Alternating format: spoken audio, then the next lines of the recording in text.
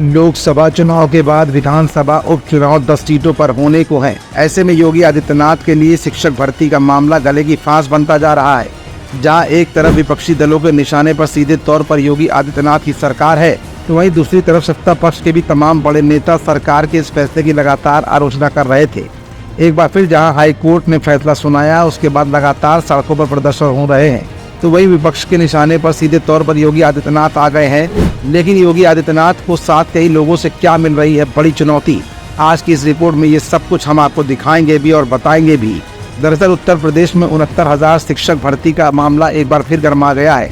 Allahabad high court की double bench के नई मेरिट लिस्ट जारी करने के आदेश देने को लेकर अब तक लगभग सभी राजनीतिक दलों ने अपनी अपनी प्रतिक्रिया दे डाली है। इस मामले में एक ओर जहां योगी सरकार कोर्ट के आदेश का पालन करने में जुट गई है, तो वहीं दूसरी तरफ विपक्षी दलों के जुबानी हमले का भी सामना करना पड़ रहा है। सपा मुखिया अखिलेश यादव ने सीएम योगी आदित्यनाथ को आड़े हाथों लेते हुए कहा कि अगर मुख्यमंत्री जी 69,000 शिक्षक भर्ती मामले में रास्ता नहीं निकाल सकते, पिछड़े और दलित वर्ग के शिक्षक अभ्यर्थियों को न्याय नहीं दे सकते, तो सत्ता छोड़ दे। विपक्ष के बड़े नेता अखिलेश यादव भी इस मुद्दे पर सरकार को कहीं से भी ढीला नहीं छोड़ना चाहते। अखिलेश ने कहा कि बीजेपी सरकार ने पिछड़े दलितों का आरक्षण छीना है।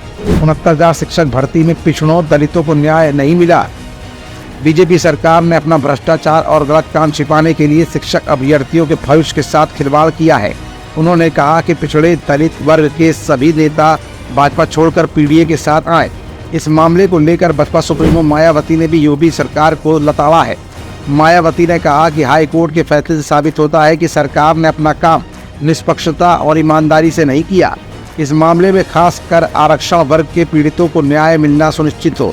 वैसे कि सरकारी नौकरियों की भर्ती में पेपर लीक जैसे मामले में यूपी सरकार का रिकॉर्ड भी पाक साफ नहीं होने पर ये काफी चर्चाओं में रहा था। दलितों की हितैषी माने जाने वाली माया ने भी जहां एक तरफ इस मुद्दे पर राजनीति को तूल दे दिया है, तो वहीं एक बार फिर माया का आक्रामक रुख इस मुद्दे पर सरकार को घेरने की तैयारी में है। माया ने कहा कि अब सहायक शिक्षकों की सही बहाली नहीं होने से शिक्षा व्यवस्था पर इसका बुरा असर पड़ना स्वाभाविक है। सरकार इस तरफ जरूर ध्यान दे।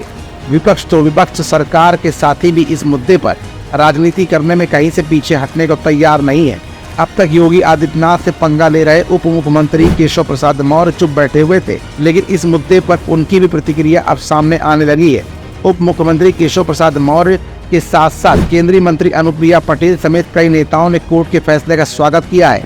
अपने आप को विपक्ष से गिरता हुआ देख सीएम योगी आदित्यनाथ ने भी चुनाव की नजाकत को देखते हुए बड़ा बयान देकर न सिर्फ विपक्ष की बोलती बंद कर डाली, बल्कि सहयोगियों को भी सोचने पर मजबूर कर दिया है। योगी ने कहा कि माननीय सर्वोच्च न्यायालय के ऑब्जर्वेशन और माननीय उच्च न्यायालय इलाहाबाद की लखनऊ बेंच के निर्णय के आलोक में कार्रवाई करने के लिए विभाग को निर्देश दे दिए गए हैं। यूपी सरकार का भी स्पष्ट मत है कि संविधान द्वारा प्रदत्त आरक्षण की सुविधा का लाभ आरक्षित श्रेणी के अभ्यर्थियों को ही मिलना चाहिए। किसी भी अभ्यर्थी के साथ अन्याय नहीं होगा। फिलहाल विपक्ष और सहयोगियों के साथ साथ अपने आप को जनता के बीच में सकारात्मक दृष्टिकोण के साथ स्थापित करने के लिए योगी ने भी अपना ट्रम्प कार्ड खेलते हुए अन्याय न होने की बात कहकर सभी को अब चुप करा डाला है। 10 सीटों पर होने वाले विधानसभा उपचुनाव और उसके बाद 2027 के होने वाले विधानसभा चुनाव में इस मुद्दे पर सरकार का स्टैंड भी अब काफी मायने रखने वाला है।